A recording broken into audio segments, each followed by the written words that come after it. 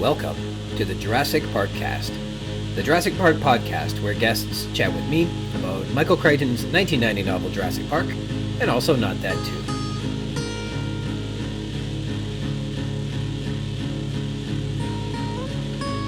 My name's Ryan Rogers, and I'm a big dumb Jurassic Park fan. Welcome to episode 11, Plans, recorded here on another rainy spring day here on April 25th, 2022. Thanks for joining me today. A continued thank you to Christoph Oakes of Snail, S-N-A-L-E, and you can continue to check out his incredible album on Spotify and Bandcamp. Today's intro is from the song Hummingbird, and our outro is Sacrifice to the Inhuman Creature. Our corrections today include these details. For all those Scantron exams in college where I answered B but was incorrect, the actual answer was either A, C, D, all of the above, or E, none of the above. And now we know, and that's what higher education is all about. Michelangelo, the famous Renaissance painter, didn't graduate from Sheridan College. I should not have said that. And finally, it turns out that the California roll is not the right order for sushi. It has crab or sometimes imitation crab meat in it. And what I actually meant to order, apparently, was the Philadelphia roll, which has smoked salmon, cucumber, and cream cheese. And frankly, Philadelphia roll doesn't sound like an authentic Japanese sushi roll, but I haven't been to Japan or to the Philadelphia in Japan, so who am I to judge? Dinosaur news! Baby Matilda! The Journal of Vertebrate Paleontology released a new article called A Juvenile Diamantinasaurus, Matildae, from the Upper Cretaceous Winton Formation of Queensland, Australia, with implications for sauropod ontogeny on April 14th. The Diamantinasaurus is named for the Diamantina River, and references the Matilda site from the Winton Formation, which was named after the popular Australian Waltzing Matilda song. So it's the Diamantinasaurus River lizard from the Waltzing Matilda site. Have I pronounced Diamantinasaurus correctly? I listened to some Australian YouTuber pronounce the Diamantina River, and maybe I'm giving it a bit too much Crocodile Dundee, or maybe I got it just right, I don't know.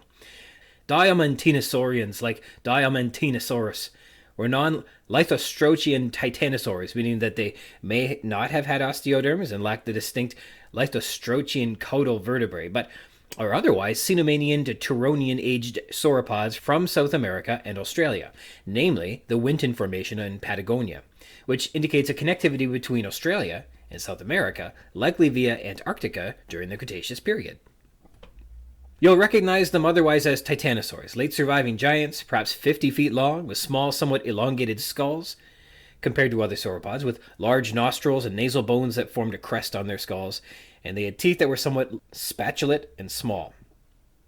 Their necks were of average sauropod length, and their tails were whip-like, though less so than diplodocids, who would have had a wide-legged stance, stocky forelimbs that were longer than their hind limbs, and perhaps no digits on their feet, but rather horseshoe-shaped stumps.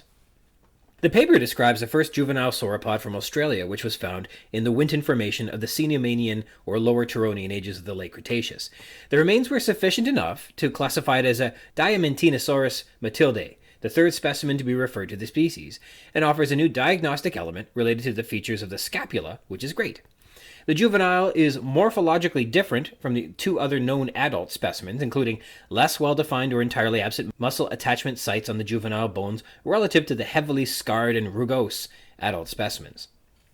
The authors also say that the bones grew in a surprising way. The limb bones grew at a more rapid, proportional rate than the other skeletal elements. It's like their big arms and legs stretched out quickly, and its body filled in throughout its maturation.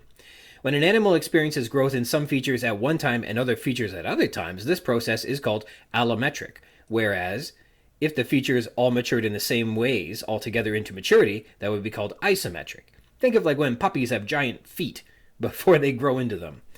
These new observations are beneficial because when viewed through the lens of other known sauropod ontogeny, or how they grew from their earliest stages into maturity, it shows that sauropods around the world apparently experienced growth in different ways.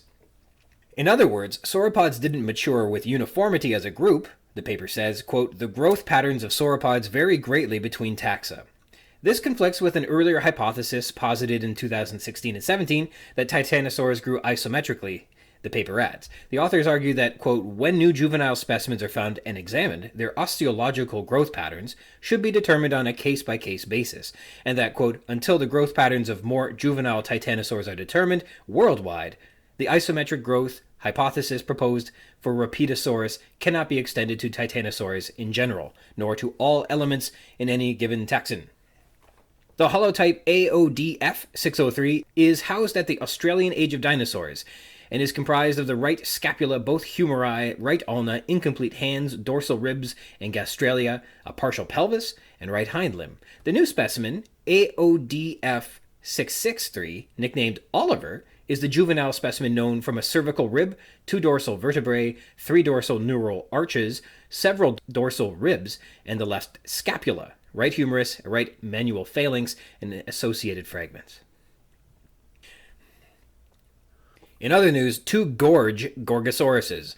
The Journal of Vertebrate Paleontology published a recent paper called 2 Exceptionally Preserved Juvenile Specimens of Gorgosaurus libratus provide new insight into the timing of ontogenetic changes in tyrannosaurids on May 4th.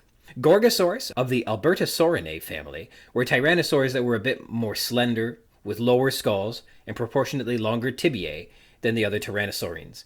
But they were still members of the Tyrannosauridae, meaning they were almost definitely the largest predators in their respective ecosystems, bipedal, with massive skulls filled with large teeth. Adults had tall, massive skulls with many fused and reinforced bones for strength, and of course they had that S-curved neck, a long, heavy tail to balance their huge heads, and much of their great mass was held over their hips.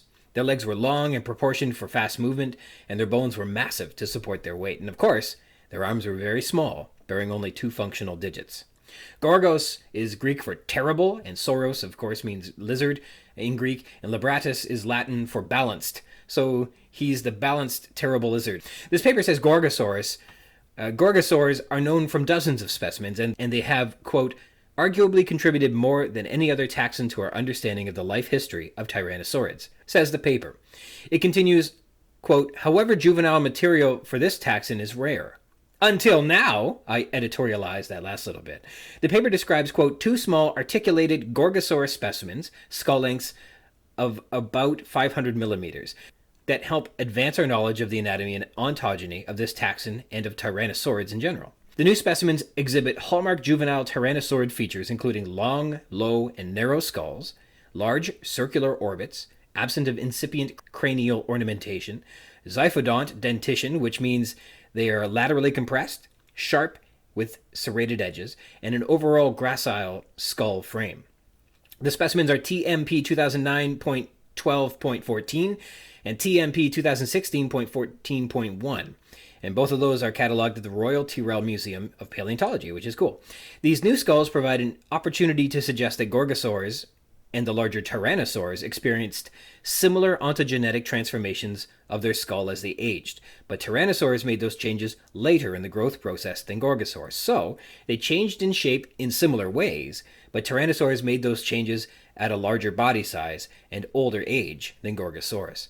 Gorgosaurs underwent major changes in cranial morphology through ontogeny, such as the deepening and widening of the skulls, development of cranial ornamentation, transition from zyphodont to encrasset dentitions, meaning the teeth thickened as they matured, inflation of the paranasal sinuses, and the development of other features associated with a general increase in cranial robusticity, like the bracing of sutures and the absolute and relative increase in size of muscle attachment sites. This study also means that the known shape and size of Gorgosaurus skulls at juvenile ages is set, meaning other skulls can be positively identified by comparison. And the paper argues that, in fact, they believe 2 specimens previously identified as immature Daspletosaurus are instead Gorgosauruses. And with the corrections and dinosaur news out of the way, please let me introduce you to my special guest this episode. So, ladies and gentlemen, joining me today is my good friend from when we were way back little kids, Victor Yeates. It's great to have you here, buddy. Oh, thank you for having me. Victor and I met, can you remember this? We met way back in daycare. Do you remember way back then? Oh yeah, yeah. You're one of my first friends. A whole group of us. That's right. And at nap time, we switched out all the toddlers for Cabbage Patch dolls, and then returned the toddlers to Toys R Us for full cash value. So that was pretty rad. We made like $200 that day. Yeah, and the exchange policies were way easier back then. We got Popeye cigarettes with the money. So, yeah, exactly. Easy come, easy go. It was good. Yeah, it was a good W, that's for sure. But for real, yeah, it was you and me, and geez, it was Butter. There's a few of us from back in the day that were in that. Way back in, what was that, Sunnytime Daycare? What was it called? I think it was, yes. Sunnyside something. It's gone there was now. sun involved in the name of it. Well, so you were just telling me in the bit of the pre-screening we were doing that you actually managed to see the Jurassic Park film. You're on the road. You're down in the States. How did you guys find yourselves down in the States in 1993? Yeah, it was an annual trip for me and my family. We'd all hop in the Dodge Caravan and make our way down through Pennsylvania, maybe to Myrtle Beach or something. Mm-hmm. And just so happens that the week we were going down, that the day we were going down was the day it was coming out. Really? And so just heading down, we were bugging our parents the whole way that once we got to the stop on the way that we would get out and try to get tickets. And they said yes, surprisingly. And it was just one of those memorable times. It was really, really, really good. And if we were in Canada, if we weren't on the trip, the probability would be very low that I would even have gone to the theater to see it. Maybe. So it just all worked out. It was destiny, pretty much. That's incredible. So you might not even know what city you were in when that happened. Just No. That's so no, good. but I remember it was they even had the chairs that would rock back, and so you were super comfortable. It was really nice. Yeah, because all the whole environment. Not all the theaters around our area had the fancy seats. It took a while before we had the Colossus Theater, because before that we had to go to. Did you ever go to Rexdale to the Woodbine Mall? Of course. Yeah, yes. That's where you saw movies before that, and that was not fancy. You had to, movies. yeah. Were you trying to steal the Mini-Me stand-up cutout figure? Were you there for that? Austin Powers 2, and somebody was trying to steal the Mini-Me. I swear that was at Rexdale as well. I don't know if I was there for that or not, but either way, I wish I was. That Woodbine Mall. So that Woodbine Mall, it's there's still filming stuff there. Have you seen? I forget which police academy it is, but one of the first two police academies was filmed there. There's a chase sequence. Really? Tony Hawk and David Spade are skateboarders that the police academy recruits are chasing through that same mall. And the movies are horrible. But if you sit down to finally watch them or something like that, it's 1 or 2. It can't be number 3 because I don't think we lasted that long watching them. But yeah, and you can't mistake it for anything else. It's obviously Woodbine Mall, and they're just riding skateboards through it. Are they going through the Fantasy Fair?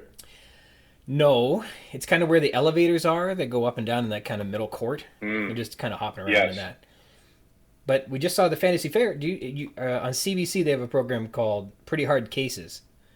And they had a chase sequence where they run through the Fantasy Fair and there's all these dinosaurs that are out there and they go on the train and they go down the slides and stuff like that. It's pretty neat. Shelly takes the boys out of school once in a while to just have it a day out with mom. And they go to that all the time. And so we played that little clip for them and it was pretty exciting to see them. It's tough when you see a show and they go through somewhere that's very familiar to you because you're like, that doesn't connect. Like you when they run off scene, they reappear somewhere else. It's nowhere close to where they're supposed to be on set. But yeah, it's pretty neat. No. Yeah, that's cool. I think I recently watched number 1, so I'll see if it's a number 2. I'll make the plunge. Terrific. So what was your first impressions when you got into this theater? Your parents, they shock you to let you in. You and your brother sit down in these comfy seats in a foreign land. And what happens? No, it's just like one of those magical moments. The stage packed or the theater's packed and everybody's anticipating this big event because there was so much hype going into it. Yeah. So, everyone's pumped, every scene, everyone's making noise and hawing or yelling or, really enjoying it. It's a great environment. Yeah. Do you have any first impressions you recall from being in the theater that day? That would be it. Just excited. Yeah. I was excited. I was probably underage. I had to get parental guidance to get in, and so I was happy about that too. And I actually just recently rewatched all of them with my kids as well. It was funny when Adam mentioned that a couple of episodes ago, and because I had done it around the same time as he was doing it, and so it was just great. We were going through like watching trilogies of like every single type of movie or series, like Lord of the Rings. And I paused on Jurassic Park, and I was like, oh, I don't know. It's supposed to be, because I hadn't watched it in so long. I wasn't sure, and I was just like, oh, it's supposed to be pretty bloody. I remember it for being gruesome, but it was amazing. It was amazing watching it again. After so long. And the kids sat through them. They enjoyed them. Yeah. We watched all of them. They enjoyed them. Okay. It was good. No doubt. Do you do them like in a marathon, or do you pace it over a couple days? Not a marathon. No. Yeah, I was gonna say in a day. Over a while, like a week, 2 weeks. Right now we're in the X-Men. Just if you want an update on the X-Men. I like it. So the movies or the cartoons or the books? Movies. When Sullivan got into superheroes, which you do when you're like 6, I guess. Yeah. He would like have questions and I mean, he's still too young for the Avengers movies and stuff like that. He got pretty worked up when we watched Thor, and Thor dies at the end before he comes back and harnesses the power of Mjolnir. But when he died, he lost it. Like he wasn't ready to grasp that yet, which is fine. But it did come with this like whole. I mean, there's so much mythology and backstory surrounding all of those characters that I was like, all right, I guess I'll have to figure out what this all is, because I'll have questions, or I don't know. As a parent, you're like eager to like. This is cool because of X, Y, and Z. You got to tell them why it's cool instead of they can't just appreciate it. You got to tell them, which is probably a problem with me. No, watch this. It's cool. Watch. I'll tell you when it's cool. In any case, I got caught up. I was like, okay, well, I'm gonna have to figure out about X-Men. We'll figure this out. And the short answer is there is no shortcut to learning anything about X-Men. There's so much. So much. There's so much. So much. So I didn't do that effectively well. And then by the time I was probably well versed enough to say anything about X-Men, he grew out of it already. So, but the movies are a great way to return to that material with kind of a mature perspective, and so they're pretty neat in that. Your kids are just going through them now. I guess there's a bunch of them now, isn't there? There's so many. And just going even through Jurassic Park and watching them all like back to back, essentially, like over the couple weeks. It's like you get to see like the the perception of the dinosaurs change. Like the T-Rex and the first one's like this evil, like it's T-Rex, run. And then by the end of them, in like the Lost Kingdom or whatever, you're cheering him on to kill all the other bad dinosaurs. Yeah, he's the hero. Yeah, he's the hero. He goes from the biggest villain to the hero, and same with the raptors. Like it's just interesting how the dinosaurs characters develop throughout it. It's a ridiculous balance they need to play when they make these films. In that people go to see the dinosaurs, and so you can't just kill all the dinosaurs. Because no, that's why people are there. You just killed them. I really, that's no fun. We wanted to see dinosaurs win because that's what everybody wants. But so what do? And so you get the dinosaurs to fight each other, and then so you make one dinosaur a bad dinosaur, and then the other dinosaurs beat it up, and then we all cheer. And so that's how this growth that the dinosaurs can eats all the bad people. It eats all the villains along the way too. Right. All the bad people are dead, and then the bad dinosaur dies too. And every now and again, a nice guy dies, but he gets to be a martyr. I guess well, that's not true. He doesn't die for his beliefs, but he dies because sometimes it's funny. Like sometimes it's comedy. Right? Yes, it was amazing. So in the first film, when Nedry, it is funny when he's kind of getting stalked by the Dilophosaurus. He's really his comedic chops are really good. Wayne Knight's always been a very, very good actor in that respect, and you hated him as Newman, and and you hated him as Nedry, but he wasn't evil. He was just like a dick. In any case, when the Dilophosaur comes after him, it's kind of funny. Like it's a moment of levity. He pulls it off really, really well, and then it switches the lever, and it becomes very gruesome quite fast. But Yes. still, like, you got to ISO cam on your kids when the Dilophosaurus throws out its gills and it starts. I remember that being like a jump in your seat scare. That's for sure. But if you know it's coming, and you can watch the kids. And then they go to, it was like, then he attacked him in the jungle, and you saw his blood pour down the river coming beside the tree trunk. Yeah. But yeah, no, you're right. It's fun watching everyone else in the room, knowing moment like that's are coming, like the velociraptors going through the kitchen. That was another terrifying moment for the first time watching it. Ooh, that was a scary scene. Yeah, so intense. I thought there's scenes where like there's a solution swoops out of nowhere and saves the day. The T-Rex at the end, that you're like, okay, that's kind of hokey. It's just, you just jam it in there so you can get through their story. But when the raptor's chasing Lex and she's trying to pull that sleeve down to protect her, and she can't get it down because it's stuck, that was just, it wasn't even a trick. It was, I guess, a trick of the camera. But like, that was one of those things where they get out of the situation where there was no escape, and it felt real. Like, oh my God, you got a second chance here. All right, run. and when you can pull something like that off, that's so much more powerful than just having, oh my God, we're about to die, and then somebody swoops in and saves the day, which happens too often. And I don't know, it's, I guess, how writing's got to go. How do you raise the stakes where there's no hope, and then suddenly there is? Well, I guess you need to have a 1 in a million chance thing happen, and then you're okay. Thank goodness. Yes. Yeah, which those movies were good at. It's always like happy at the beginning, and then within 15 minutes, everyone's going to die. Like, everyone's in a lot of trouble pretty quickly. In the new ones too, you get people who are like at the opening of Fallen Kingdom, when they have those guys in the sub and they're picking up the bones out of the bottom of that aquarium, and you could just, I think the latest ones have done such a good job with new lighting techniques.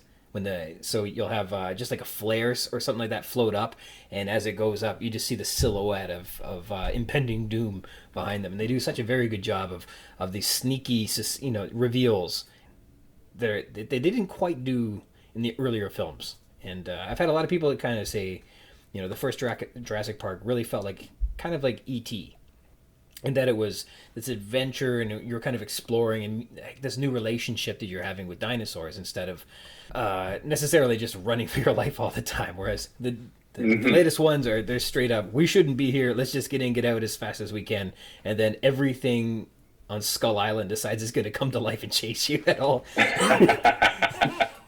But their dinosaur reveals have been really cool. The scene where the baryonyx is coming up the tunnel and the lava's just lighting it a little bit, it was really cool. They got a bunch of neat moments like that. So after however many years it was where we had a bunch of middling Jurassic Park films, and then Jurassic World decides, hey guys, we're going to try and do this all over again. What were your, I guess, first thoughts when Jurassic World decided it was going to return to the screen? A little skeptical. Yeah. Felt like how like all reboots are. Like, you're always a little skeptical to go see it, but no, they're entertaining. It's still, dinosaurs and same type of idea. Hey, it was okay. Not like the first ones, but no. Well, that said, the second and the third were kind of on stilts. They're looking for their footing when they came out. Their premise were a little shaky, but this one they really came back with like, hey, the park's been open, it's running just fine, we're having a good time. We even got some new technologies we're working on that turn out to be bad for your health. A little deadly. Yes. But I thought it was neat having a new park and having everything open. I just wanted, like, I remember I got a message from Sean when the first one came out. He's like, oh my God, I've never been so excited. And it was one of those things where you thought the next Jurassic Park was coming. After the first and the second, you thought, well, maybe it'd be 2 years or 3 years, and then it was longer, and then it was longer. And there was always this rumor that there was a script waiting to be put together, and then it just wasn't around. And then it was kind of off the radar, and pow, there it was, and it came back, and all that excitement returned. It was really something. And the idea that it was going to be a trilogy, I think, was really important as well. It's pretty cool. Yeah, it's I like that franchise. It's fun. All those movies are great. I think, like, even though like the second and third were based off the first one, they wouldn't be good standalones, like coming out with just that, as opposed to maybe the first one. The whole series is great. Great family movies to watch. Yeah, that's right. Sure. And I think that's true. I think the reason when we were kids that we were so excited for it to come out was because it must have been marketed very, very closely for people our age. Like, there's no way that we were that jacked for it randomly. Like, it had to have been a huge marketing campaign. But how much, I don't see my son loving dinosaurs as much as we did growing up. Like, I feel like we love dinosaurs from Sunnyside or wherever the nursery school was. Like, you really love dinosaurs. But we all liked them and we all thought about them. And as opposed to like today, like it's different. I'm sure there's still dinosaur lovers out there. So for sure there is. So your kids haven't gone through like the dinosaur phase, or they've kind of matured through it already? They may have matured through it. Yeah. I found they're in a video game phase now, which is, usually lasted a long time. Yeah, 15 years. Yeah. I know for the same thing when Sullivan started getting into dinosaurs, we were watching like Dinosaur Train and things like that. I was like, well, I'll go back, just like I did with the X-Men, and I'll jump in and see what else. Yeah. What's new? Because it had been, you had, I guess back then you had books on dinosaurs and you just read the books, and then the store had better books and newer books, and you didn't have those, but you're like, they're out there. And then you go to college or you get your license and you just you don't follow that stuff quite as closely as you once did. But then 10, 15 years pass by and you get a kid, the kid gets into the dinosaurs, and so there's been like this decade and a half where whatever they've learned about dinosaurs has changed for a long time. And I remember looking back, and that most recent 15 years of what they've found about dinosaurs is mind-blowing, is just unbelievable. The internet's full of the coolest pictures you've ever seen. You can find all the information you want. It's extraordinary. And so, like, when I said there was way too much to learn about the X-Men going back, I'm still hoping that there will be a movie where I know the characters. They always have like an X-Men movie. Like, I don't even know half these guys. And I tried hard to learn out who they were. Now, when they come up with like new dinosaurs and stuff, they're like, wow, there's so much. They find so much stuff. And they've made connections and assumptions and they've learned so many things. It's unbelievable. And it's been that's cool. So rewarding going back and looking at it. It wouldn't have been had the kids not gone through the phase. So that's been really exciting for me. It's been wonderful to not have to go and buy a whole bunch of different encyclopedias or books on dinosaurs, where you can just kind of literally interact with the paleontologists on Twitter or something like that if you get the chance. That's wild, yeah. Yeah, it's really different than it used to be. Have you done that? Have you interacted with some paleontologists? Yeah. That's cool. So when you look at the old film, everybody was head over heels for the Tyrannosaurus. Everybody loved the velociraptors. What dinosaurs kind of stick out in your mind that were done really, really well from that film that you liked the best? Did you remember being like the Dilophosaurus was so good too, the spitter? They did a really good job of they only showed a couple dinosaurs, but they made them big stars. They all had their moments to shine. It was really cool. Yeah, like the first scene when they first find the dinosaurs. Like I forget what the name, the one with the long neck. What one was that? The Brachiosaurus, yeah. Yes, so that one was amazing, right? Like the first scene of the opening scene of your first look at your first dinosaur and that anyone's ever seen. It was awesome. And just the expressions of even the actors too before they, scanned over to the dinosaur. It was awesome. I love how too when the Brachiosaur, they have a chance to make the ground shake when it kind of steps down, and they did the same thing with the Tyrannosaurus when it's walking.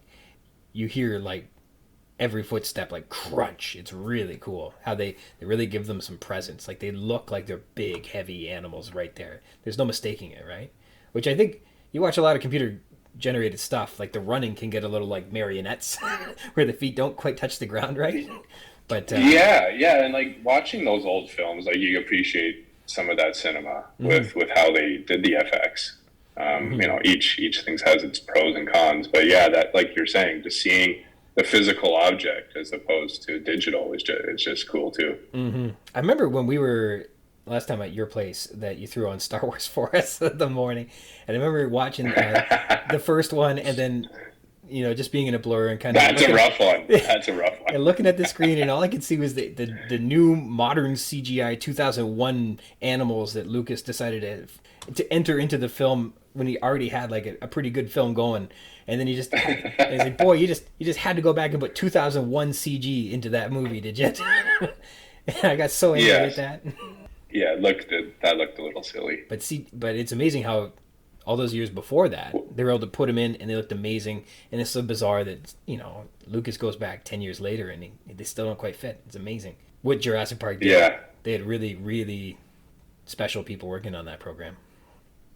Imagine Jurassic Park did that. Like, they redid the first one and just threw some CGI. Oh, they just threw some CGI dinosaurs in there. How wild they could make it.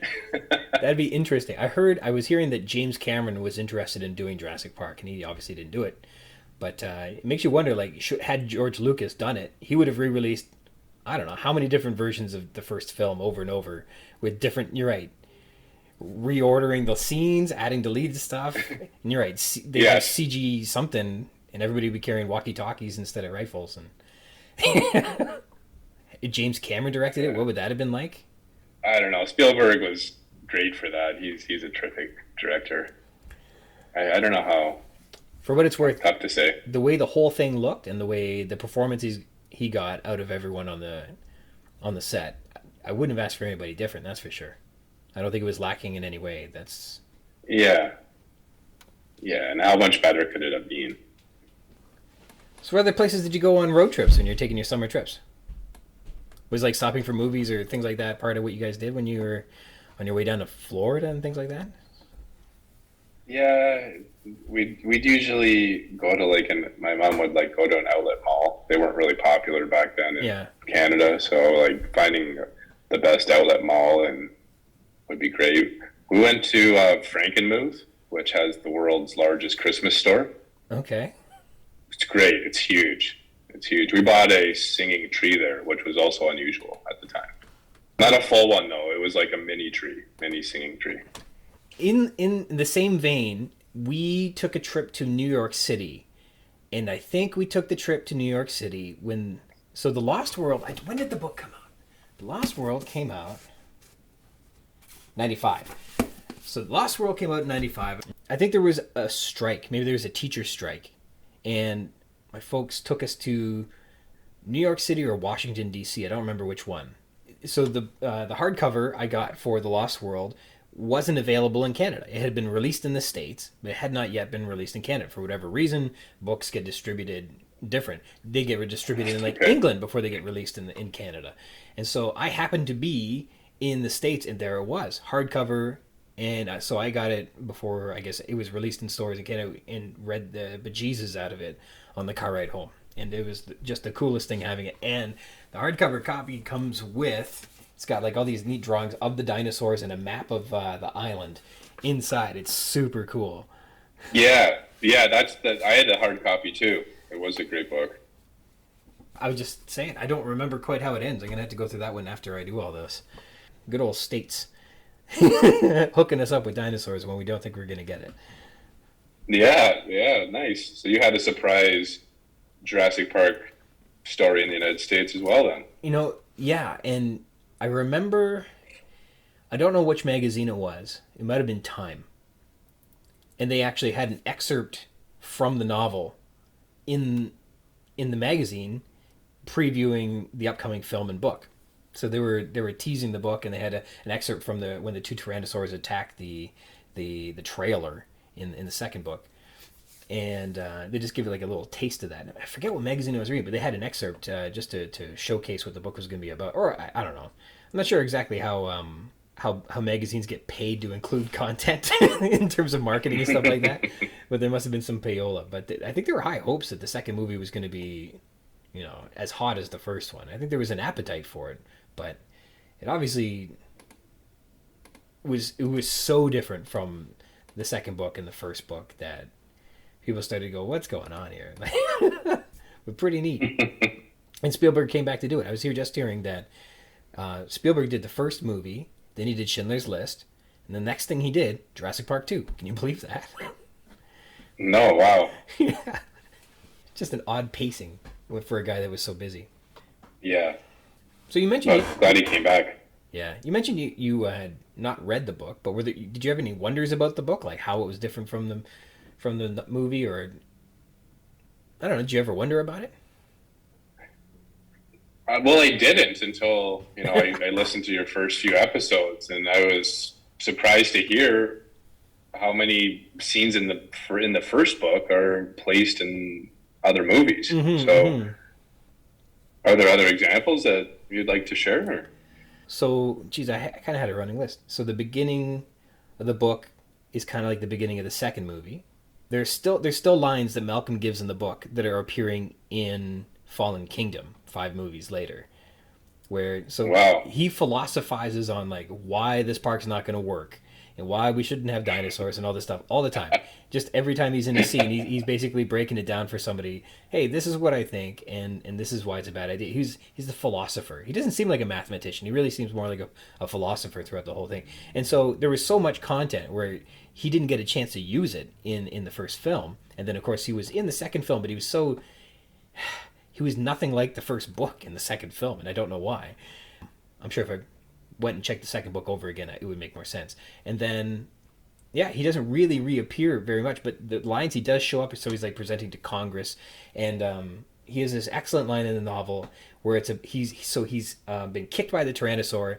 He's being administered morphine. He's like fading away, but he's still just ranting about different philosophies and stuff like that, and how so the beginning of the book begins with like what they call a paradigm shift, and that's the idea that nuclear technology changed the world. The whole world now enters into a nuclear age, and it's different. And now we're entering, and there was a computer age, and it's changed things.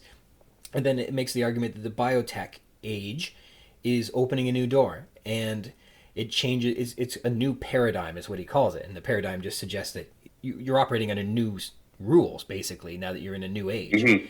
And as he's fading away, he makes this comment that almost paradigm, entering into a new one, is kind of like death, in that you don't know what it's like on the other side until you get there. It's unpredictable. And I guess it's in keeping with his character that the whole thing he's saying is that life is unpredictable. You can't. What is predictable is that you can't expect what is going to happen. His kind of fading thoughts, one of the last things he says before he dies at the end of the first book. That's a big change. That is a big change. he as he's fading away, he's saying something about almost paradigm, like he's almost there. And at the same time, he's not just saying that they're almost in this new world where biotechnology has changed everything. We're gonna have to learn how to operate all over again.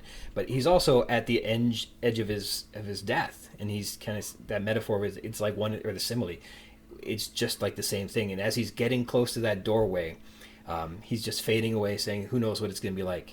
He uses that same line in Congress as he's saying we should let all the dinosaurs die, like they don't belong here. And then he has some line, I forget exactly what it was in the film, but it's along the same lines, like it's a catastrophe, you'll never know what to expect, or something like that.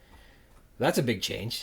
But yeah, amazing. Like why do you think they kept him? Do you think they're writing the screenplay and they like the character and they just tried to extend the characters? He drives a lot of the backstory. He really is very important to the narrative. Like, why is this a bad idea? You need some doomsayer to warn you against what you're doing. Somebody told you so kind of guy. So when people get their comeuppance, he's able to say, as he comes up to you and says, I'm going to, you're going to be making all the same mistakes as Hammond, and I'm going to be there when you figure it out. And then he gets to be the guy who says that. It's the continuity of I told you so. But he is a cool character. He was beloved in the first film. Like, he was amazing. Yeah.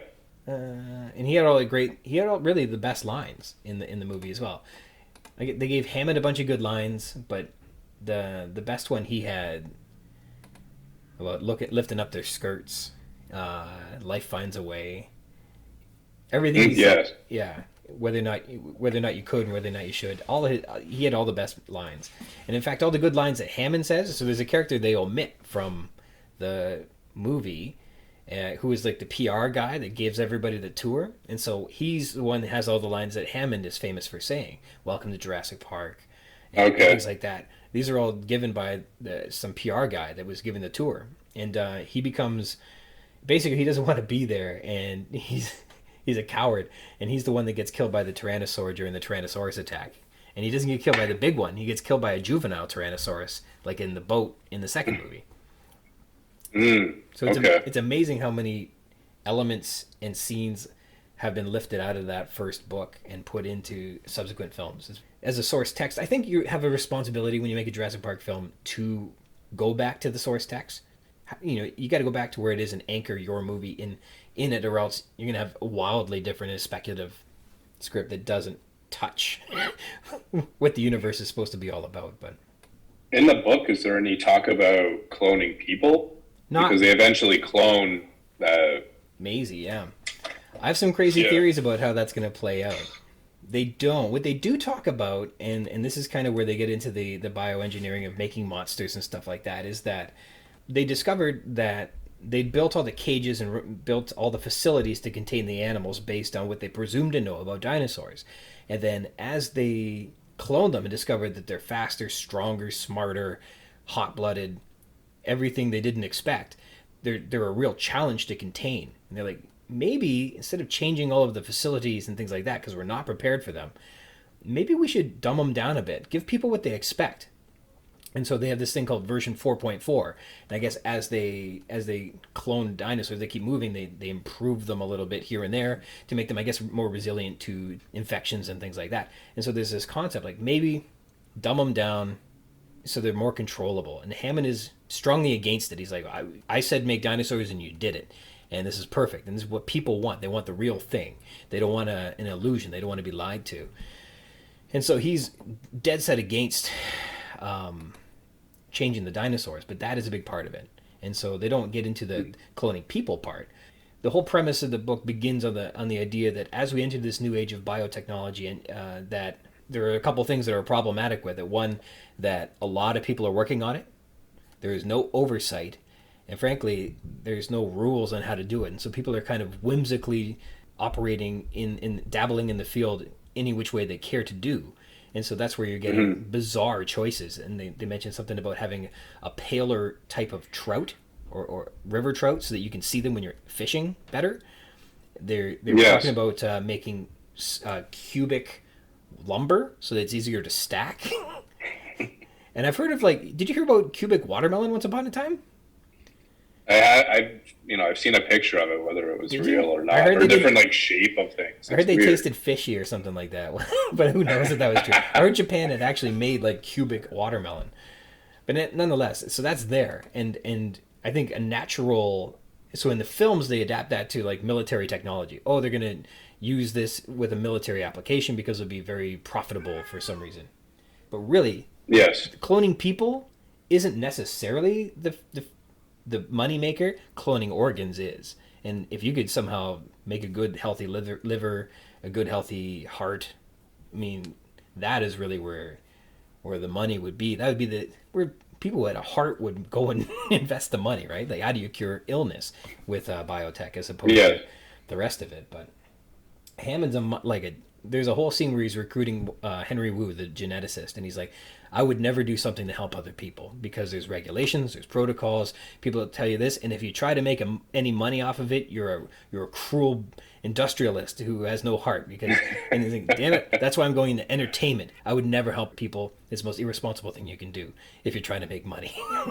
And so that's Hammond's philosophy. It's really interesting.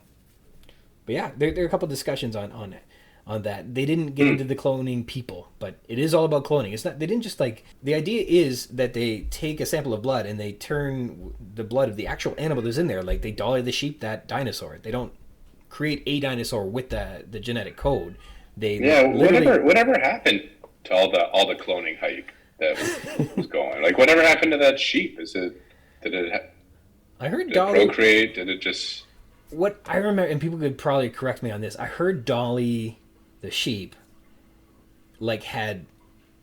had illnesses comparative to like geriatric illnesses at a very young age for no reason. So it had like achy bones and osteoporosis and sore joints, and it didn't have good resilience, like it wasn't healthy, but it was exactly the same as the other sheep, I guess, if that's what you want. Have you ever seen a movie in 4D before? What did they do to make it to the fourth dimension? Like the seats move. There's air blowing at you, I feel like we like went thunder. to, yeah, I think we went to one, I want to say it was a Disney World or Disneyland, and there was like supposed to be rats running in the seats, and so they put like little jets of air in the cuffs of your ankles, so that it felt like there's something running by. And I think they had a mister, so sort of, but that was more like a ride than it was a movie. How about you? Yeah, I went once. We saw the recent Spider-Man movie, Oh yeah. No Way Home or something. Mm-hmm. And man, the seats are flying around Really? so much. Can only imagine how it would be for a Jurassic Park movie. Can you imagine? Yeah, like when the Jeep is dropping out of the tree, Yeah. or the fuselage of the jet is being rolled by the Spinosaurus, and it's yeah. You'd have to be on a whole roller coaster for that to work. Yeah, or like when the Stegosauruses are attacking them, when they're taking pictures. She's trying to run and they're whacking them. Somebody comes and like really shanks you in the movie theater. Wow, it's so real. Yeah, this is crazy. Only 20 people survived this theater. 20 people went in the theater, only a handful survived. Yeah. Because it was in 4D. Yeah. Everybody, thanks for having Vic with me today. You come back and do it again? Yeah. All right, right on. After we watch the movie, we'll catch up on what you thought of the final installment of Jurassic Park Dominion. Yeah, I'd love to. Well, a great big thanks to my special guest and great friend, Victor Yeates, for joining us. Wonderful to have him. I'm glad he got to use his real name. He was worried he wasn't going to be able to. So that was amazing. I hope you guys enjoyed that. Our text for this week is plans, spanning from pages 52 to 58. The synopsis: Grant and Sattler receive a package containing the blueprints to Hammond's island resort. And its suspicious spaciousness and fortifications suggest it looks like a zoo with military upgrades. Before leaving on Hammond's chopper, Grant must secure a fossil on Hill 4, and with the use of a cast device, gets a good look at the velociraptor skeleton and imagines what it must have been like in real life. And then he's whisked away by Ellie to get to Chateau by 5 p.m. Plot points. The plans arrive, but they're not what Grant and Sattler expected. We meet a velociraptor through Grant's imagination and learn that he hates computers, and they leave their dig site to reach Chateau in time to catch their flight. Characters. We have Ellie Sattler. Ellie delivers a manila envelope from Hammond to Grant. The envelope was brought in from town by, quote, one of the kids on page 52. She thinks the plans appear to represent a zoo on page 54. Later, she's insisting that Grant and she leave to the dig site to make it to Chateau by 5 p.m. to catch their helicopter. Dr. Alan Grant. He wonders what the hell Hammond has sent them on page 52. After reviewing the plans, Grant believes that Hammond is paranoid on page 54. Grant hates computers on page 55 and doesn't mind doing things, quote, the old-fashioned way. He's credited with putting to rest the common neck flexion in fossils. It wasn't poisoning, it was post-mortem contraction of posterior neck ligaments on page 56. And we get a glimpse into Grant's classroom where he teaches about deep time. Grant's incredible imagination returns, envisioning an adult velociraptor hunting for our benefit. Grant's dream, remember, is to study infant dinosaurs, as mentioned on page 43, and how they were raised. And now he's admitting there's much that is unknown about young carnivores on page 57. There are theories based on contemporary examples, like lions, but there's much they don't know. Quote, after 150 years of research and excavation all around the world, they still knew almost nothing about what the dinosaurs had really been like. On page 58. John Hammond. He says he's excited to have Grant and Sattler join his tour on page 52. It's believed that he's being paranoid on page 54. InGen. We discover here that it has a blue and white logo. Velociraptors. The velociraptors are described on page 55 as having a long neck. In the complete skeleton, the young specimen had a single-toed claw, which is 6 inches long, capable of ripping open its prey, on page 56. The infant's claw is no larger than a rosebush thorn. A lightly built dinosaur, fine-boned as a bird, and presumably as intelligent. Pound for pound, it's the most rapacious dinosaur ever. About 200 pounds, they were quick, intelligent, vicious, with sharp jaws, clawed forearms, and devastating claws on the foot. They're pack hunters, capable to pull down large prey. The, quote, kids. These are others working at the dig site, operating the cast and doing other field work. How many there are is never said. None have names. They just quote the kids, but I presume they're over 21, either volunteers or also students like Sadler, though perhaps not yet grad students. They don't like doing things the quote old-fashioned way, as described on page 55. With some localities, there's Hill 4. A feature at the Snakewater, Montana dig site on page 55, we meet Hill 4, where they're using the Thumper, a computer-assisted sonic tomography device. The Isla Nublar Resort. Blueprints depicting Hammond's resort, including the guest facilities and the safari lodge, is described as an inverted teardrop on the topographical map, bulging at the north, tapering at the south. It's 8 miles long, divided into several large sections.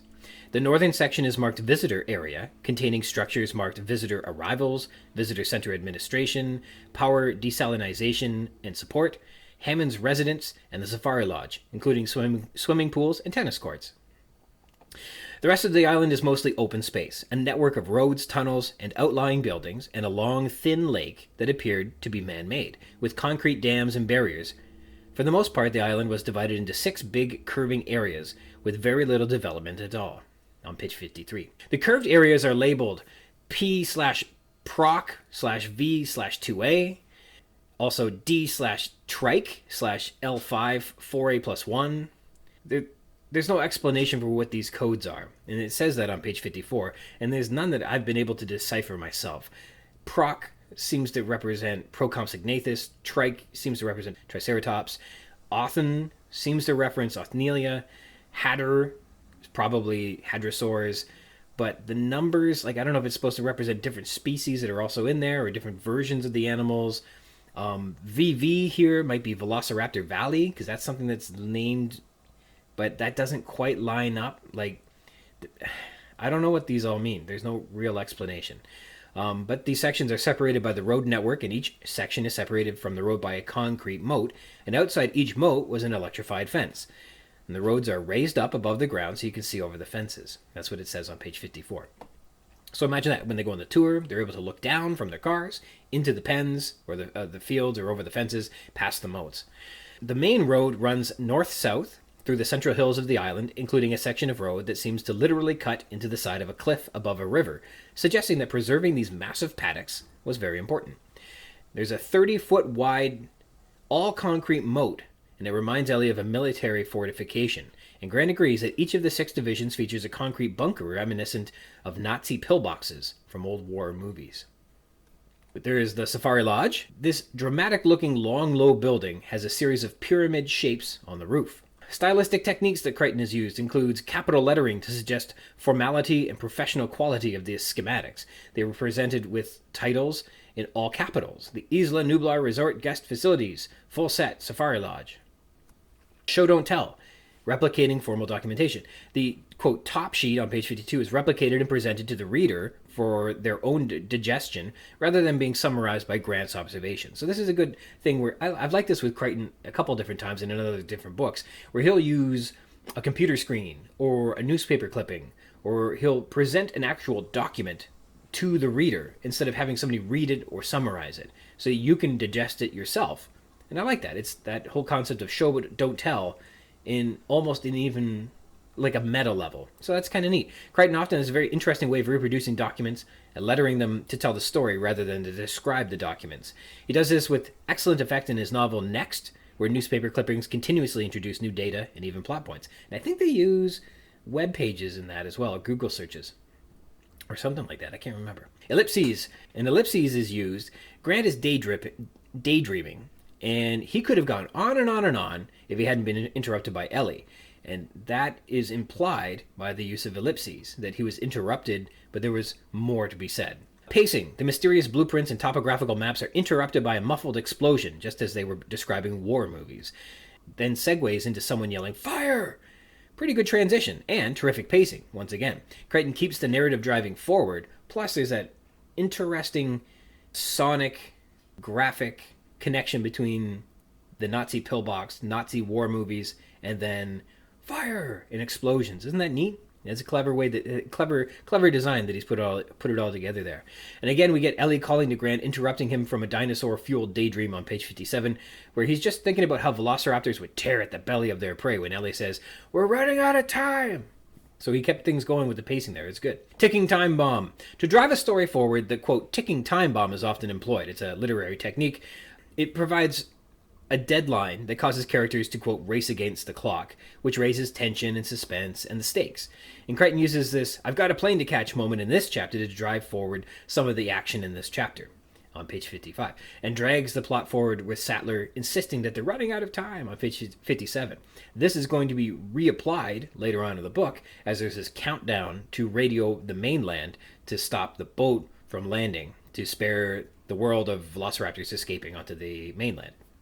We'll see that later. Other literary techniques. We have the simile. Isla Nublar is shown as an inverted teardrop, giving us some shape of the island, like Nazi pillboxes in old war movies. This does a good job being both spooky, creepy, and unsettling, evoking more than just a military strategy, but by evoking Nazis, one of mankind's greatest evils, and perhaps putting them on the island. The island has an evilness to it, or at least Grant looks at these things and sees something unsettling on Isla Nublar. The cast device looks like an ice cream vendor's pushcart parked incongruously in the Badlands on page 55.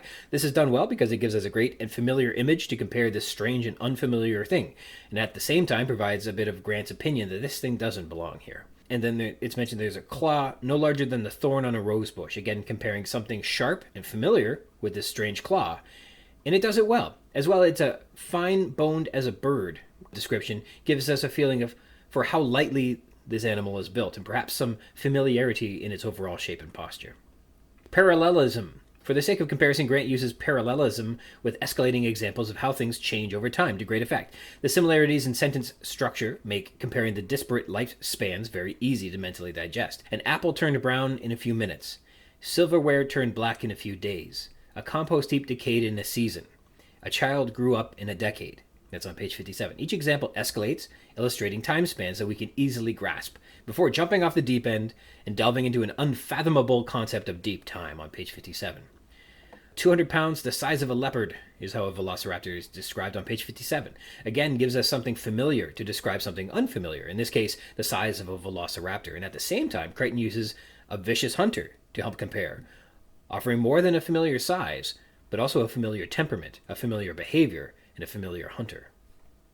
Discussion. So let's talk a bit more about paleontology that's presented to us in this chapter. It's revealed that once a fossil is exposed, it must be protected for risk of it eroding and becoming damaged on page 55.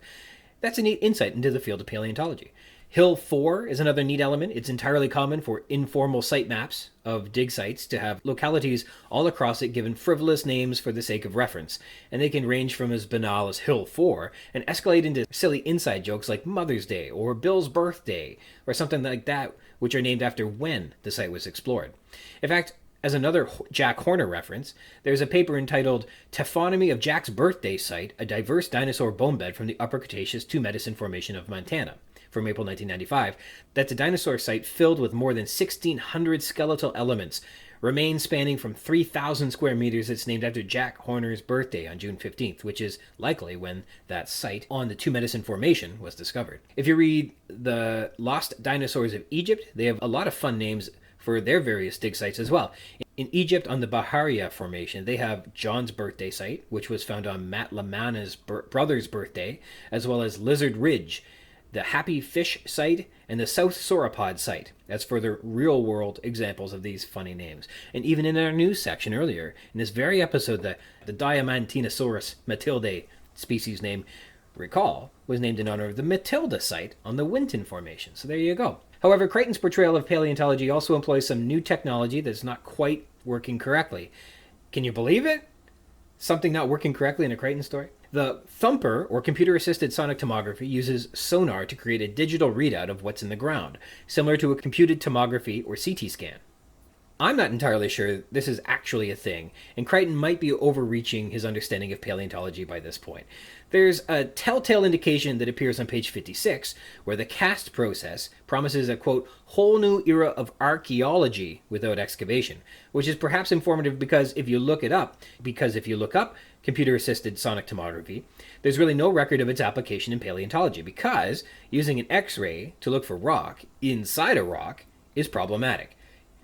You don't get much of a reading because it's like looking for jello inside of jello with an x-ray. But archaeology is the study of the ancient and recent human past through material remains. This might be an instance where Crichton discovered this neat technology and wanted to sound cool and cutting edge without really understanding it. Like, the difference between archaeology and paleontology are distinctly different. I don't think archaeology deals with fossils, insofar as a fossil is a bone that's turned to rock, and archaeology deals with material remains, not fossilized bones, necessarily. So pots and cutting tools and cave paintings aren't fossilized, nor are they fossils. They are two categorically different fields of study, and Crichton may have confused them here. Other paleontological aspects that are covered in this chapter include Grant's observations on taphonomy, on page 56, and deep time, on page 56 and 57, which are explained with apt consideration, I think.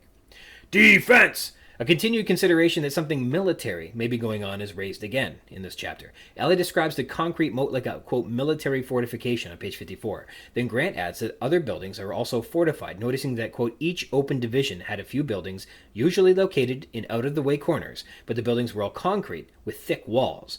In side view elevations, they look like concrete bunkers with small windows, like Nazi pillboxes from old war movies, on page 54. Remember that Bob Morris wondered if there were a military concern regarding Hammond's intentions out there on page 39. He's investigating on assignment from the Office of Technology Transfer, the OTT, which monitors shipments of American technology that may have military significance, and that was on page 39. The stockpiles of amber that Hammond is making were considered for their defense value, but none could be discerned. This military theme certainly exists in Jurassic Park, however loosely. It's not crazy for someone to have read this novel and adapted a script to employ the genetic technology InGen was creating and applying it with military purposes, whether you like Jurassic World's militarization of the raptors or not. That's something that is rooted in this text. Ellie Sattler. Hammond's letter to Grant and Sattler is addressed to the both of them and was intended to arrive prior to his phone call in which he invites them to inspect his resort. So it appears it was always his intention to invite them both, suggesting that Hammond himself is not meeting Sattler for the first time. The letter proves that she has in fact been a consultant on his project for all these years, on page 52. It was my calculation in the last episode that Sattler was entirely unqualified to be one of the park's original consultants, but perhaps somewhere along the line Grant helped bring her on board as one? I still don't believe 5 years ago, as an undergrad at 19 years old, that Sattler was hired as a consultant paleobotanist for InGen. That doesn't make sense. Either there's more to dig out of this, or to explain away through headcanon, or it's Crichton's mistake. Let's keep an eye on that one. Neither Crichton, Sattler, nor Grant suggest that she is yet a doctor of paleobotany. Later in the novel, only Hammond, Tim, and Gennaro refer to Sattler as a doctor, and note that none of them are doctors themselves. None of them know Sattler personally. She doesn't get a backstory, so we don't know quite how her career has come up through the novel. But I don't know that she is a doctor. And I stand by that. Easter eggs. While digging through the top sheet that lists the different contractors for Jurassic Park, there are some interesting details that further flesh out the world of Jurassic Park. The architectural firm is Dunning, Murphy and Associates, and we know that there are a few children, Lex and Tim Murphy, who are Hammond's grandkids in this novel. The Murphy mentioned in this architectural firm based in New York, I'd like to think, is Hammond hiring his son or perhaps his son-in-law to do the work. And that's on page 52. The name Richard Murphy, this names Richard Murphy as the design partner. Lex wears a Mets baseball cap, which is the New York Mets, further strengthening this argument that this architectural firm based in New York and the grandkids from New York, I think Dunning, Murphy and Associates refers to Hammond's probably son-in-law's architectural design firm. I think so. We get InGen's local address, Palo Alto, California, and we know that the Japanese investors were the only parties interested in supporting Hammond's vision for Jurassic Park, and as a result, the mechanical engineer, landscaping firm, and electrical firm all appear to be led by people with Japanese names and be based in Osaka and Kanazawa, respectively, both in Japan. I believe Hammond's bungalow was also designed or decorated in a Japanese style. So you can see that this Japanese influence permeates throughout the entire island in its construction and its design, and that's based on who was investing in the park. So that's interesting. Finally, our first mention of the computer programmer from Integrated Computer Systems, Inc., on page 53 from Cambridge, Massachusetts, is named, and he is overseen by project supervisor Dennis Nedry. So those are kind of neat Easter eggs that just show up in this one page where they're going over the top sheet and the different plans that are in there. So plans, and we get these neat Easter eggs. I think it's fun. Revenues, guests, and park design. So presumably, they're going to be demonstrating to Gennaro how to generate revenues at the park to reimburse investors. And that never comes up in this book. This is exclusively about how dinosaurs are controlled, which is kind of strange. Right now, the business model is, dinosaurs are so cool that if we make dinosaurs, surely we'll become rich. That said, how does the park expect to generate revenues? There's no real mention of a hotel, no mention of restaurants, no mention of shopping. And it's also said that the dock doesn't have sufficient storm protection because Hammond didn't want to pay for it, meaning, in rough weather, they can't reliably dock at the park. How on earth are they going to get visitors on the island? Is everyone coming in by helicopter? Are there complications with that? What's the guest capacity at a resort like this? We know that not all the guest facilities are listed in this section. The Terratops Lodge isn't listed, and the restaurants aren't listed. We know that it's a facility on the island, but how are revenues going to be generated? They're a year out from opening, and there are no marketing materials, we're told. Ed Regis says he hasn't got them done yet, because he can't tell anybody what the secret is yet. This is wildly behind schedule and absent of any park design. The logistics of shipping everything on location, and conversely shipping all waste away, is equally problematic. Connection to the film. This chapter gives us one of the most direct connections to the film yet, with Grant struggling to make computers work out in the field as they uncover a velociraptor skeleton. But they're very different, what you get in the film and what you get in the book. So let's check it out in a deeper dive. More like an oversized turkey. Who hasn't been accosted by an ill-mannered malcontent with a snippy remark meant to imbue nothing but malice? We all have. Being on the receiving end of these insults is unfair, and there's nothing finer than to see them rebuked with a fitting dose of humility. Steven Spielberg's Jurassic Park serves up a delightful dose of justice that we can all fondly remember. Fans of the Jurassic Park film can vividly recall the dark-set eyes of a pudgy kid in a striped shirt, quipping at Dr. Grant, "That doesn't look very scary. More like a 6-foot turkey." This moment was adapted from Michael Crichton's 1989 novel Jurassic Park with a very similar quote which says, "Doesn't look very fearsome to me," and that's on page 57. The scene in the novel is similar in many ways, but in the adaptation for the film, Spielberg made a lot of changes. This quote represents the first and most distinct scene to be directly adapted from the novel into the movie, and the similarities illustrate this moment's importance, while the differences show what it takes to adapt a scene to the big screen. To summarize, in the novel, Dr. Alan Grant is performing field work in Snakewater, Montana's remote Badlands, using computer-assisted sonic tomography, CAST, technology to identify the size of the fossil they've discovered. The computer produces a glimpse of a beautifully defined, perfect resolution image of the long neck and arched back of an infant velociraptor. It's suggested that the remains are in perfect condition. As implied in the quote, "and it looked imperfect," and he's cut off. Grant becomes just interrupted there. Common practice is to protect an exposed fossil from weathering and erosion by covering it with a tarp and digging a trench around the perimeter. The infant specimen is clearly visible to Grant. The operators aren't familiar with the genus Velociraptor anteropus, and then one of the attendants finally says our famous line, "Doesn't look very fearsome to me," on page 57. Grant agrees with the attendant and mentally recalls how an infant might have behaved, and then considers an adult velociraptor, quote, "another matter entirely." Grant imagines the deadly, horrifying behavior and features of a velociraptor.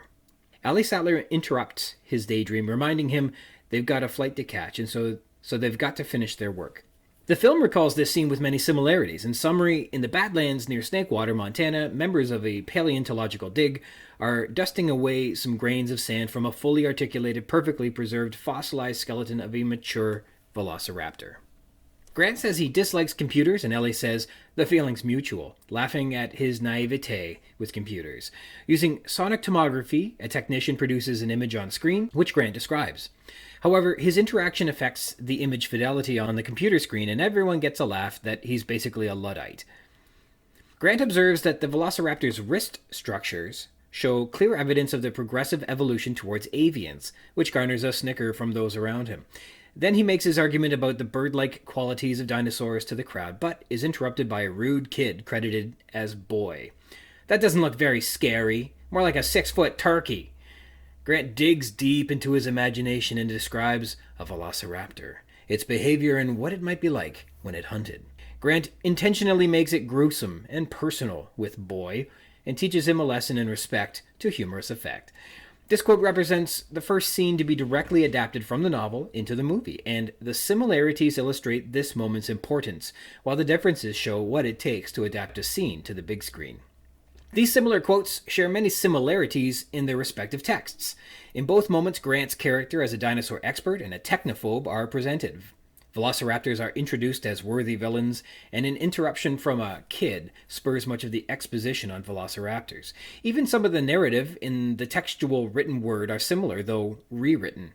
There's also a common contrived error put to use in both scenes, too. Both the novel and the film use the moments surrounding this quote to reveal two important elements of Grant's character: his proficiency as a dinosaur expert and his deficiency with emerging technologies. In the book, his dinosaur expertise shines through his inner monologue about, quote, geologic time, his pedagogical strategies for expressing geologic time to his students on page 56, and his theories on infant and adult velociraptors on page 57. Similarly, in the film, Grant surveys bone shapes in the wrists, the pubic bones, and the vertebrae to corroborate Ellie Sattler's interpretation of the fossils as a velociraptor. But most importantly, he presents his carefully considered argument that velociraptors are closely related to birds. And then, of course, his memorable role-playing about a boy being hunted by a velociraptor, which demonstrates his considerable insights into velociraptor behavior.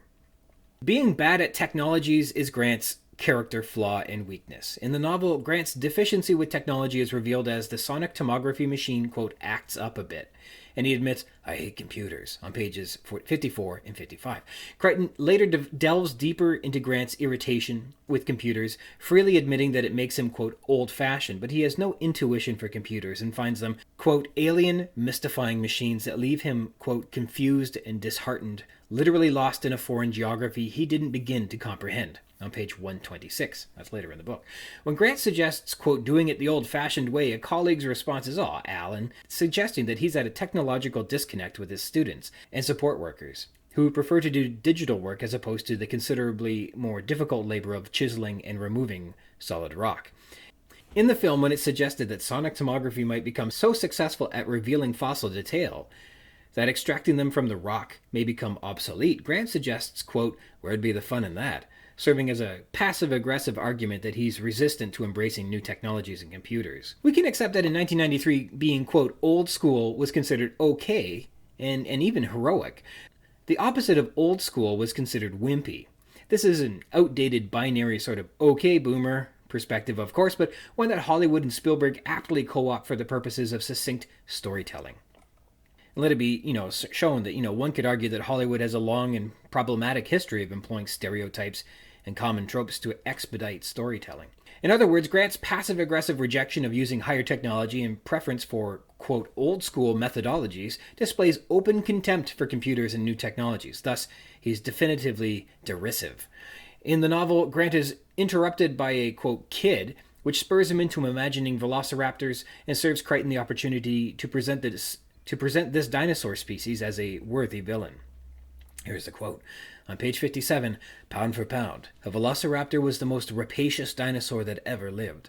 Although relatively small, about 200 pounds, the size of a leopard, velociraptors were quick, intelligent, and vicious, able to attack with sharp jaws, powerful clawed forearms, and the devastating single claw on the foot. Velociraptors hunted in packs, and Grant thought it must have been a sight to see a dozen of these animals racing at full speed, leaping onto the back of a much larger dinosaur, tearing at the neck, and slashing at the ribs and belly. In the film, Spielberg uses this quote to do the same. Grant says, you stare at him, and he stares right back. And that's when the attack comes not from the front, but from the side.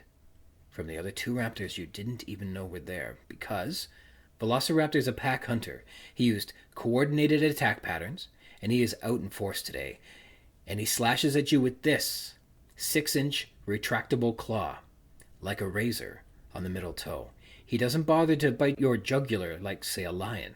No. He slashes at you here, or maybe across the belly, spilling your intestines. The point is, you're alive when they start to eat you.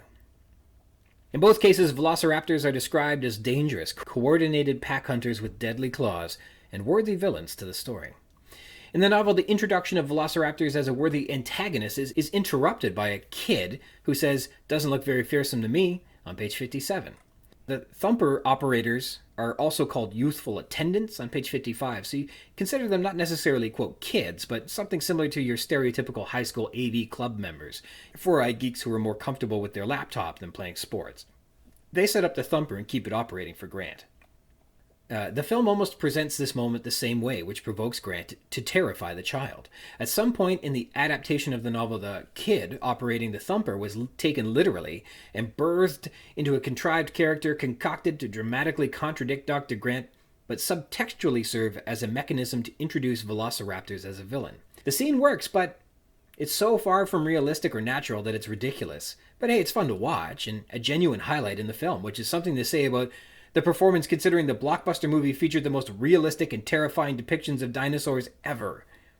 Another similarity is in the verbatim words used in the film and the novel. In the novel, it reads, "There was a slight vibration, and then yellow contour lines trace across the computer screen.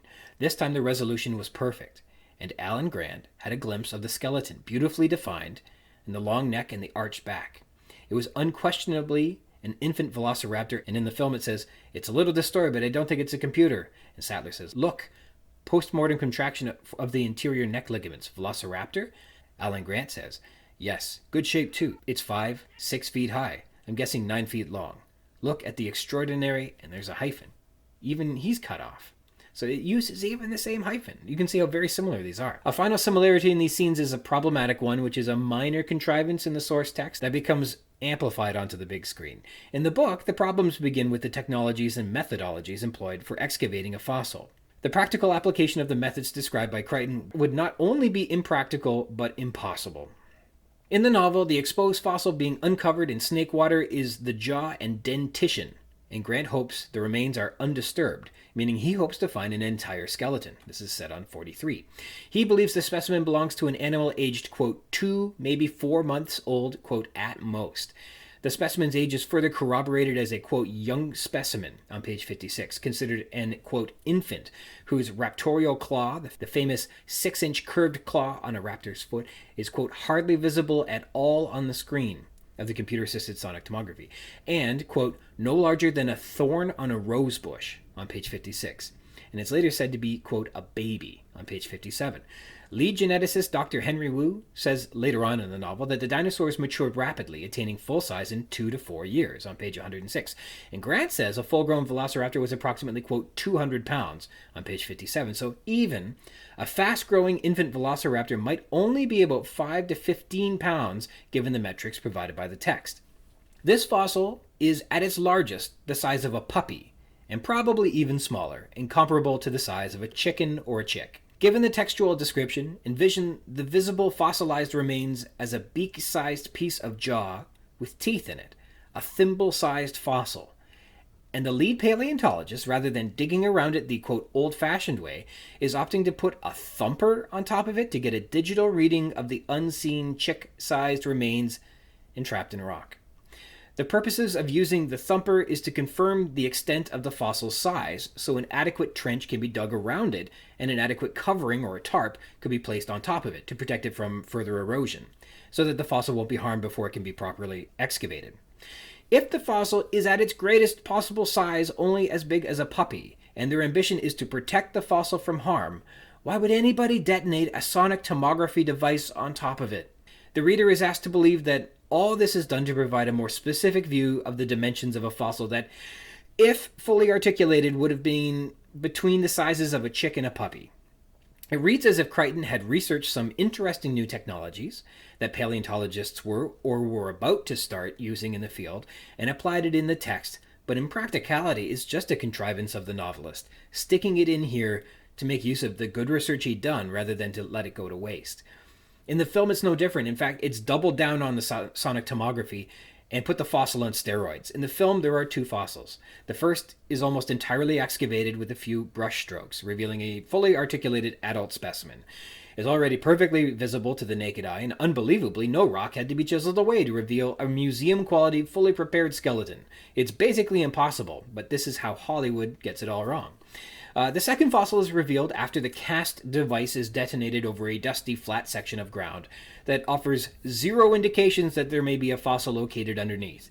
There are two problems with this scene. The first is that the dig crew is nonchalantly uncovering probably the greatest fossil ever discovered with merely a few brush strokes, and the second is that they would be detonating a cast device just here and there around the Badlands, hoping to locate a fossil. The Badlands are vast, and to be using the device to hope to discover a fossil here and there is absurd. Paleontological fieldwork begins with identifying an area that is known to be fossiliferous, or is suspected to be so, and then surveying the ground for signs of fossils. Generally, after a landslide, heavy rains, or other forms of geomorphology, field surveyors walk the Badlands inspecting the ground for a fossil breaching the Earth's surface, which is like finding the X that marks a spot from a classic tale of buried treasure. And using the cast device is no more uninformed than randomly digging straight down hoping to find a treasure. How's that working for the blokes over at the Curse of Oak Island? Spoiler alert, it's not. In both cases, from the novel and film, using a, quote, thumper to blast a charge into the ground for the purposes of computer-assisted sonic tomography is dramatic overkill. For the novel, it'd be like using a huge ball of fire to see what's in the refrigerator. The subject being viewed would be totally destroyed. For the film, it's like using the claw crane arcade game trying to get a specific prize, but you're blindfolded, and also you were blindfolded before you entered the carnival, and you don't know where the claw crane machine is located. I mean, you'd never find a fossil without incredible luck on your side. No, not a good way to spend your limited funds with limited time. But the logic of it all falls to the wayside because this scene and the thumper are only in the text because it's important for readers to understand Grant's character flaw. Grant is old school, and he hates computers. While it's a strong moment for character development, it's practically nonsensical. It's obviously a contrivance, shoehorned into the text without good reason or practicality. Yet, however contrived, this moment still reveals a variety of consequential character traits for Dr. Alan Grant and the velociraptors. The differences in how this quote is portrayed between the film and the novel exemplify what Spielberg prioritized in adapting the scene for the big screen. Spielberg's film lifted this specific quote and corroborating scene directly from Crichton's text, but made obvious changes for the adaptation, marked by omissions and inclusions. The omissions remove from the film the rich background, context, and narrative that Crichton prepared for the novel. Most notably is the mystery building Crichton performs to add intrigue and suspense in the novel's first third. The inclusions in the film are to more quickly introduce Alan Grant and the velociraptors. First and foremost, the most visible difference is the verbatim quotes adaptation from "doesn't look very fearsome to me" and "that doesn't look very scary." They aren't identical, but are obviously similar, acknowledging that a reference to the source text is being made in the film. The film adds "more like a 6-foot turkey" for extra punch. In the novel, the quote is fitting. A technician, referred to as one of the kids, operating the thumper sees the image of a chick-sized infant on the computerized display screen and feels that the mere rosebush thorn-sized sickle claw, compared to the velociraptor's reputation as a fearsome hunter, doesn't look very fearsome. The quote sparks Grant's imagination, and he mentally recalls how fearsome adult velociraptors were, though he doesn't speak any of that out loud to the technician. The film adapts the "one of the kids" reference to literally some kid called boy, and supercharges the drama to make our hero cool by employing his love for dinosaurs into a vehicle to dole out poetic justice. In storytelling terms, Spielberg's choices are pretty solid. With regards to this scene, the most notable difference between the novel and the film is the omission of mystery building that Crichton employed in the first third of the book. In the novel, Grant and Sattler are provided by Hammond a package of schematics, which they review. They are confused why the resort's infrastructure resembles a zoo and employs so many security measures. The chapter itself is named Plans, drawing further focus on the importance of these schematics and why they intrigue our protagonists. This indicates the importance Crichton placed on mystery building. For further context in the novel, Crichton builds a captivating mystery shrouding the true purposes of Hammond's resort. Mysteries surrounding Hammond's ambitions pull readers through the narrative, all teasing the fact that Hammond has achieved the impossible. He's cloning dinosaurs, but that is not revealed by Crichton in the early pages of the novel, and our protagonists are not privy to such information. Even the name Jurassic Park is not common knowledge. And even if the name Jurassic Park were public, Jurassic as a term pre-1993 was nothing more than paleontological industry jargon, whose meaning was mostly inaccessible to John Q. public, I would imagine. Yet even the name was kept a closely held secret. The film differs by skipping this moment with the plans and is far less focused on mystery building. In fact, in the novel, Hammond has already invited Grant and Sattler to his resort, whereas they have yet to meet him in the film. Other omissions removed from the film include the rich background, context, and narrative that Crichton prepared for the novel. Most notably is the mystery building, but Crichton uses this scene to enter into greater detail regarding the mechanics of sonic tomography technology, on page 55, the perception and comprehension of deep time, on page 56, and Grant as a professor, on page 56, and expedition leader, on page 55. These changes come as little surprise. Everyone who's read a novel and seen the film adaptation of any kind acknowledges the book was better because there was so much more depth provided in 400 pages than can be offered in an hour-and-a-half runtime of a common film. Losing some of these details is no big deal. The film loses little in the way of believability by not understanding some of the finer technological details of paleontology and pedagogy in the paleo classroom. In practice, a movie maker really can only add these greater details into a film through the colloquial inclusion of the Easter egg, which are basically set decorations or audio cues included to specifically reference textual moments that there is no time to cover through dialogue. One would only discover the Easter eggs if they were closely aware of the source text. Other adaptations were employed by Spielberg to make introductions to Dr. Alan Grant and the velociraptors more, quote, film-friendly. In Jurassic Park, the Badlands scene is Dr. Alan Grant's debut in the film and the opportunity to reveal his character, and interpretively represents what Spielberg believes audiences need to know about Dr. Alan Grant. He is an old-school paleontologist and dinosaur lover with newfangled ideas on dinosaur behavior, who hates technology and dislikes children. In Crichton's novel, the text has already spent 2 chapters introducing Dr. Grant with The Shore of the Inland Sea, on page 31, and Skeleton, on page 42. Grant has already been drawn into a series of mysteries that he doesn't yet know are related. An unusual dinosaur-like reptile specimen from Costa Rica is brought to his attention, and an EPA investigation on the legality of John Hammond's island project. This chapter further elevates the mysterious island by producing schematics for Hammond's resort, which contain unusual features, piquing Sattler and Grant's interests. Another big difference with the novel and film is the portrayal of Grant being derisive of computers. He is passive-aggressive with computers in the film, avoiding them with a latent insecurity showing a true weakness in his character. In the novel, he has a greater appreciation for those who, quote, have a real feel for computers, an intuition. But he regrets that he, quote, never felt that, on page 26. The world of computers is mystifying and alien to him. He accepts that, knowing that it makes him, quote, dated as a researcher. In both cases, his technophobia is a considerable weakness that affects the plot with regards to restoring power to Jurassic Park after the storm. But in the novel, this is a weakness that is affecting Grant's career. Being a scientist and academic who is unable to adapt to using computers and technology to help perform calculations and analysis will leave him in the lurch, while others in his field will launch past him. All things considered, his lack of computer literacy is jeopardizing the future of his career, and with technology advancing so quickly, he might move beyond old-fashioned and become out of date sooner than he imagines. At Jurassic Park, the speed of technology and dinosaur cloning makes the end of his usefulness as a paleontologist suddenly seem much more imminent. This is an element of Grant's character novel readers are made to feel sympathy over. The film presents Grant's weakness as a heroic trait and, quote, technology as the villain. Plot devices like over-reliance upon computer automation leading to catastrophic failure, and obviously cloning behemoth carnivores that turn on their makers, suggest that technology is the villain that led to the inciting incidents in the film. Grant is the hero who sagely cautions against trusting technology. In the memorable moment in What's So Great About Discovery, when Grant cautions, how can we possibly have the slightest idea what to expect?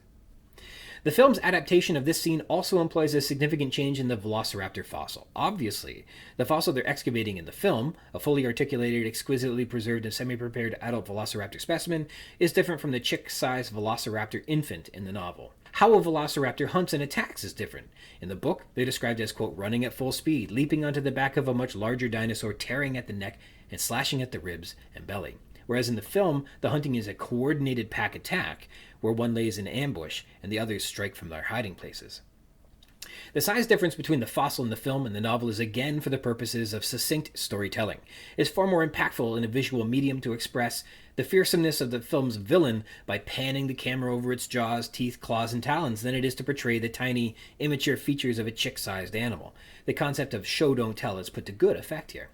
The movie adapts the source text for the screen using the show don't tell philosophy, and while the adaptations rely on contrived elements and significant fallacies, it all works exceptionally well in a dramatic, well-paced scene that introduces the essential character traits of our protagonist, introduces the film's antagonist, and even sets up a few moments that will pay off later in the film.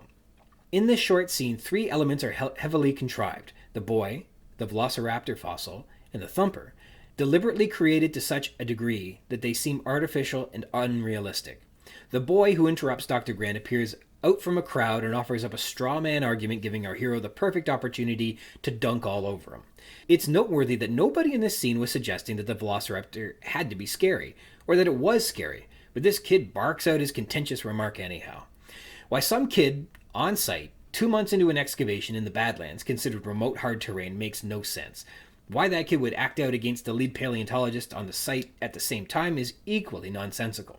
And the boy's argument is ridiculous. A 6-foot turkey isn't scary. A 6-foot turkey would be terrifying, full stop. Puffed up with display feathers, it'd be like facing off against a bird bigger than your dining room table with a wattle the size of a clown shoe telling you it doesn't like where you're standing. An average unarmed human would yield eagerly. The velociraptor fossils are laughably unlikely as outlined above. The first's quality and visibility would require years of preparations by a well-trained preparator, yet it was discovered beneath a few brushstrokes of sand. The second, also fully articulated, discovered by simply detonating a cast device here and there around the Badlands, is also beyond unlikely. It's in fact implausible. That's 3 big unlikely truths we are asked to accept all at once. Sounds like an awful scene, doesn't it? But it's not. For all its mistakes, the character development, the pacing, the dramatic tension, and the humor are extraordinary. It's a masterpiece. How can a scene that's so flawed be so perfect? Somehow this contrived mess of inaccuracies work perfectly to clearly illustrate who Dr. Grant is, why he's awesome, what velociraptors are, and why they're awesome, and we exit the scene with an empowered hero we can root for. Furthermore, the scene foreshadows the rapacious velociraptor and presents Grant's character traits, namely that he's an old-school paleontologist with some newfangled ideas on dinosaur behavior, that dislikes children and couldn't operate an iPad without calling his public library for tech support. As well, this very subtly sets up 2 significant moments later in the film. First, Grant suggests that Tyrannosaurus has weak visual acuity. You keep still because you think that maybe his visual acuity is based on movement, like a T-Rex. He'll lose you if you don't move. This detail informs Grant's strategy for survival during the Tyrannosaurus' attack on the land cruisers later on in the film. And he also says, and that's when the attack comes not from the front, but from the side, from the 2 other raptors you didn't even know were there. This fittingly describes the velociraptor attack on Robert Muldoon. While Muldoon focuses on hunting a velociraptor, he's ambushed by another raptor he never saw coming, which resulted in the fan-favorite moment and famous last words, "Clever girl." This quick scene is so tightly connected to significant moments throughout the film, and yet has its own tension, humor, foreshadowing, and exposition. It's a terrific scene done exceedingly well. This common quote between the film and the novel drops an anchor in both texts, giving audiences a single moment to stop and appreciate what makes a document classically Jurassic Park. Any franchise that wants to live up to the, quote, original need only look at this moment to see the quintessential qualities that define the brand. This scene gives us an old-school dinosaur expert and velociraptors who are menacing, formidable foes in a world where air-filled contrivances are easily digestible because they masterfully serve character development, pacing, dramatic tension, and humor. And that's the kind of Jurassic Park I'm always excited to see. I hope you like that closer look at the text in the film and maybe what it takes to make something that's truly Jurassic Parky. Also, a giant thank you to my special guest and good friend, Victor Yeates. Thanks, buddy, for coming on. I really appreciate it. Turned out awesome, bud. And I want to sign off today thanking you for joining me. If you want to read along in the book, add some thoughts to what we've been discussing on the show, or be a guest on the show and chat with me about anything you like about Jurassic Park, you can do that by connecting with me. This is your invitation. Email me. I'm at ryansrogers@gmail.com. if you'd like to be a guest, like, I don't know what books you've read. If you've read it and you loved it and you want to talk about it, let me know. Or else I don't know who has read it. I can't tell just by looking at you, as much as I wish I could. So if you'd like to be a guest, drop me a line and we can try and set something up. We can rehash, tear down, gush over, and chit-chat about any part of the book, or also not the book, all you like. Jurassic Park-Cast is part of the Spring Chickens banner of amateur intellectual properties, including the Spring Chickens Funny Pages, Tomb of the Undead graphic novel, the Second Lapse graphic novelettes, the Infantry, and the worst of them all, the King Street Capers. And you can find links to all that baggage in the show notes or by visiting the schickens.blogspot.com, or finding us on Facebook at facebook.com/springchickencapers, or me, I'm on Twitter at RogersRyan22. Thank you dearly for tuning in to the Jurassic Park-Cast, Jurassic Park podcast where we talk about the novel Jurassic Park, and also not that too. Until next time. Sacrifice to the inhuman creature. Darkness spreads across the land. 1,000 years on